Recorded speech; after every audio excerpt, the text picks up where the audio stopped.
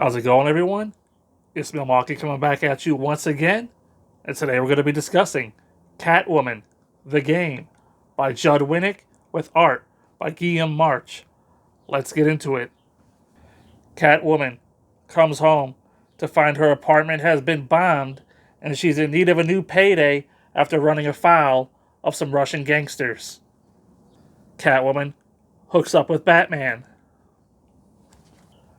Catwoman decides to play two opposing Russian gangs against each other at the Wayne's Children's Foundation gala, and a villain named Bone catches up with Catwoman. Seeking revenge on Bone, Batman stops Catwoman from crossing the line.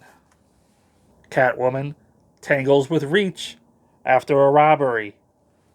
However, it turns out all that money she just stole was from dirty cops, and they bring down the power of the whole GCPD on her. Can Catwoman get out of Gotham with Batman standing in her way? You're just going to have to read to find out. So that was Catwoman Volume 1 by Judd Winnick. If you've been following the channel for a while, you know I'm not necessarily the biggest fan of Judd Winnick's storytelling. I find the stories, things that just happen. And, Catwoman the Game is no exception. She links up with an old contact who then gets killed. And you're like, oh no. Or at least that's how the author wants you to feel. But you don't really care. And then she links up with another contact from her past.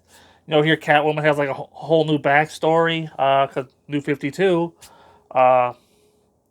Things are just happening. She's doing jobs and then immediately losing all the money from that job because of something circumstance over here. Her house gets bombed and then she's homeless, so she confides in Batman, but then she's like betraying him at the same time, and it's just stuff happening. And among all that stuff happening, the only thing I can really praise here is the art by Guillaume March. I know he has a history with Catwoman, working with her on the Gotham City Sirens series that preceded the New 52. So he has a way of drawing her. He's really familiar with her, and I enjoyed his art throughout the volume.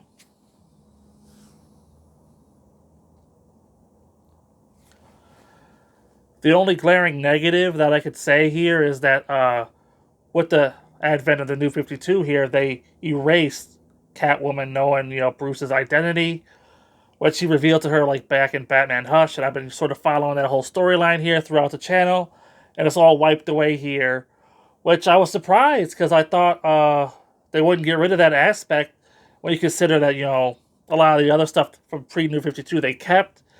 And I know in the future, in Tom King's run, there was like this whole wedding fiasco between Batman and Catwoman, so I always just assumed that they kept that through the New 52, but I guess they're going to have to discover each other's identities all over again, and I know you're excited to find out how. Don't you just love retreads? Yeah, so all that being said, Catwoman The Game by Judd Winnick is the epitome of a 3 out of 5. Nothing spectacular. You don't really care about what's going on. The art makes up for the, so-so storytelling. But eventually, it's all like going nowhere. We'll see what happens next. But don't have high hopes for the series. And until next time, I'll see you there.